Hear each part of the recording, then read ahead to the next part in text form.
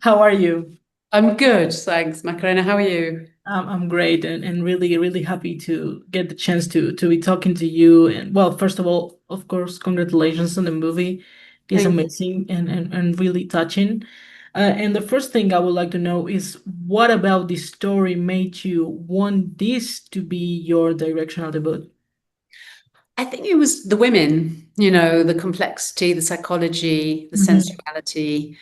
Also, it was my time in life where I just needed to have a change. I've been writing for Hmm. a long time and I wanted to feel that collaboration with a team and to be with a Hmm. film from start to finish. So the time and the material came at the same time. I Hmm. mean, I was offered it to adapt, and I just said I don't want to adapt it unless I can direct it, and that felt like a great decision, and it was.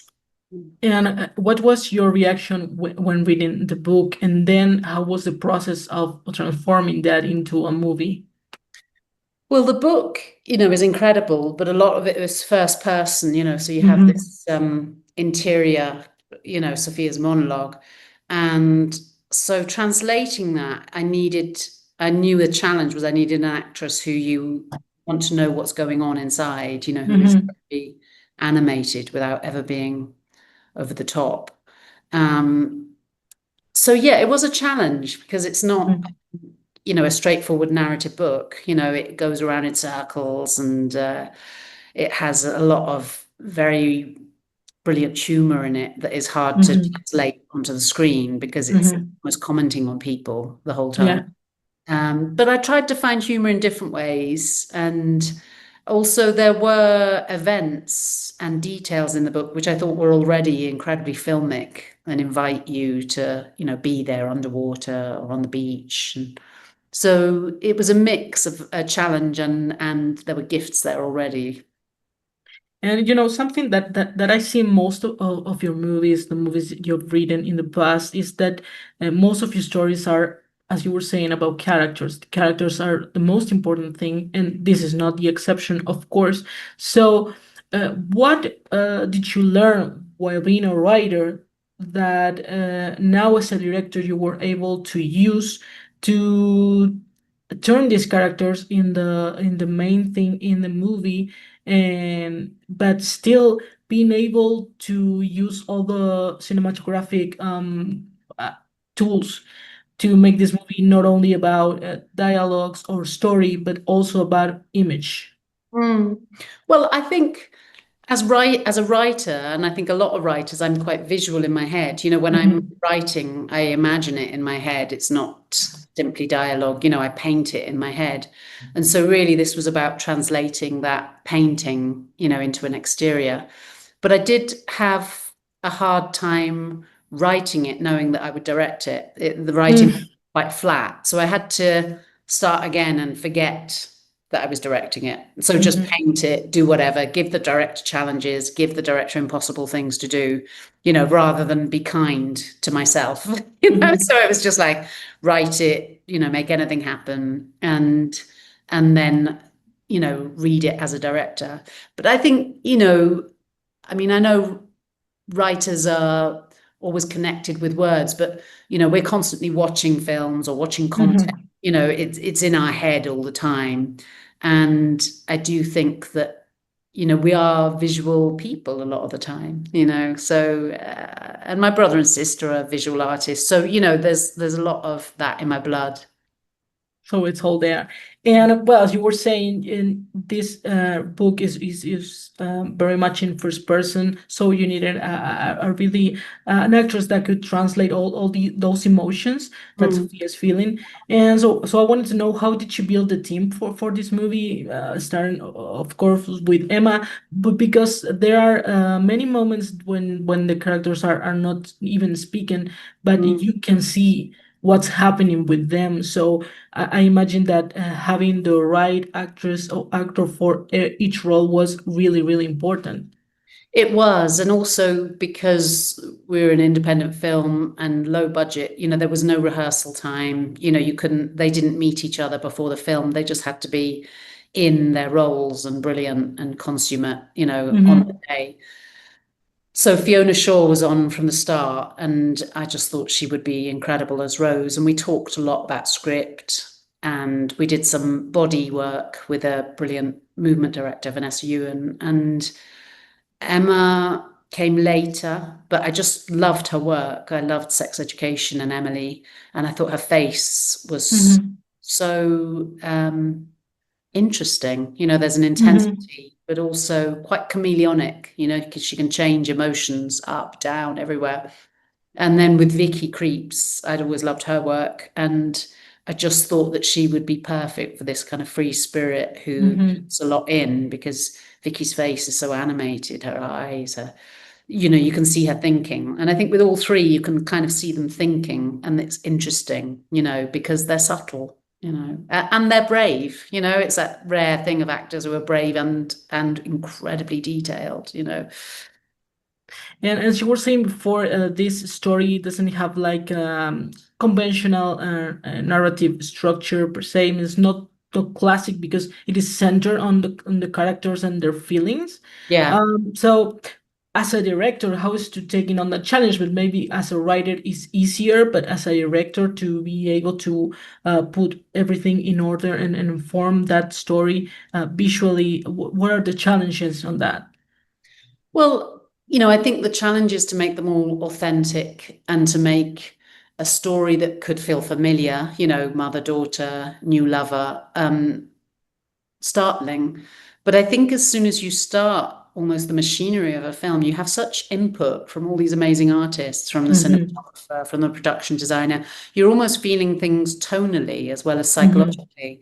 And we all knew that we wanted a tone that was like quite claustrophobic within the apartment, and then much more open and kind of adventurous outside. And moments like when Sophia looks up and sees the kite, for me, that's when she falls in love. And, you just see a kite, but it's kind of just how can you define your life in terms of moments? When did you fall? And for me, the characters, they fall in love deeply. And although there are kind of brutal events around that, the love is real, and the love is real between mother and daughter. So I think if you feel strong within the script, and then you have actors who you trust and they trust you, then, the kind of the material, the clay is there, and then it can kind of fly. It can just become anything.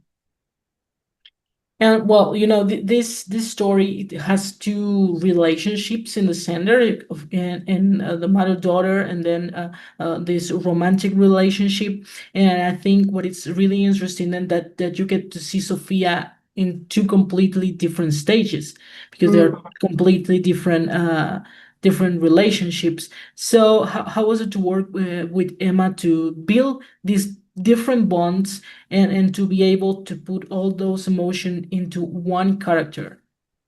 Well, I think, Emma's an incredible actor, and she does all her work, before she gets there, just noting the script on where her emotion is, what temperature the scene is.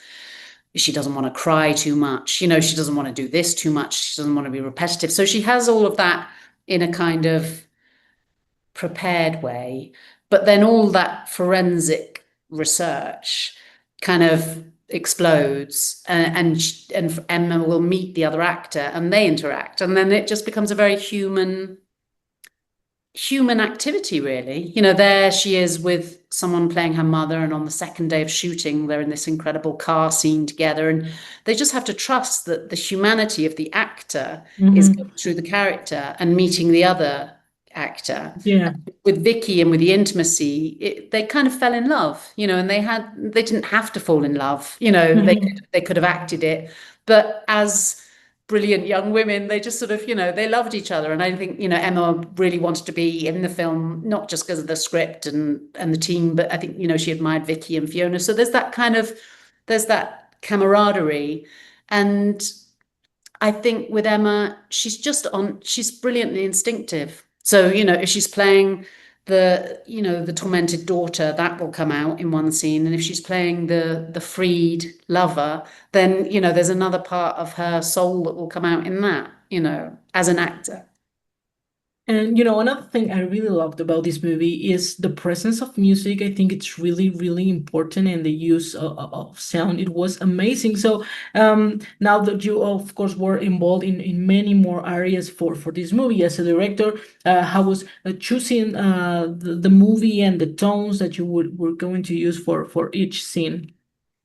So I wanted the soundtrack not to be narrative. I wanted it to feel Mm-hmm. quite dissonant and strange. And I'd done a film, Disobedience, and Matthew Herbert had done the score, and I loved that score. And so I approached Matthew and I said, let's make something quite flinty. And so Matthew worked at different themes of Sophia and other characters.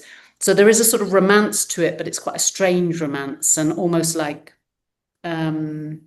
against the storytelling, which we really enjoyed. And then we had this incredible sound designer, Rana Eid, who was working from Lebanon, and bombs were dropping. War could have been declared any day, and she still was doing this sound design for us.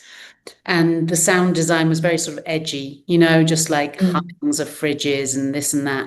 So the detail of the sound, we hoped would contribute to the atmosphere, which would either be euphoric or claustrophobic. And so the sound design, and then we had, snatches of music. We had a wonderful rock band, Heat Inc., who are British and just sort of give it a bit of when it needed. Mm-hmm. Then Uli Matson, wonderful singer-songwriter, does the last song and the love song.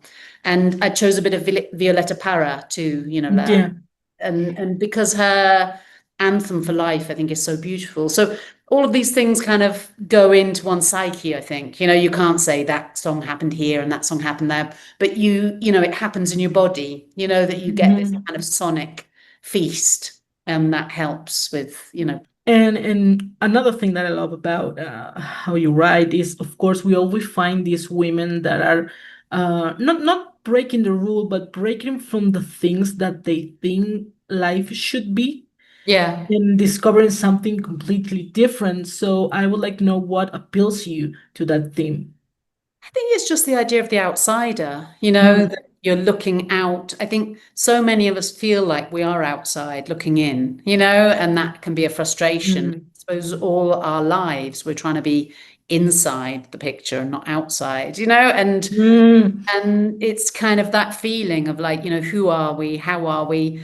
If we feel like our truest self, then mm. I approximate that with happy, but I Yeah. also think we should be happy every second, else there's nothing to do with happiness. But I suppose happiness to me is something to do with freedom, emotional freedom, love who you want, be who you want, love, love life, but it's about freedom. And so women on the outside or women who've been silenced in the past, it's Hmm. giving them their voice, and in this Yeah. film, Sophia finds her voice, and we celebrate that, even though it's pretty brutal. Yeah. Yeah, I think it's kind of heartbreaking, but at the same time, like you feel relief, so as Yeah, she is. yeah. And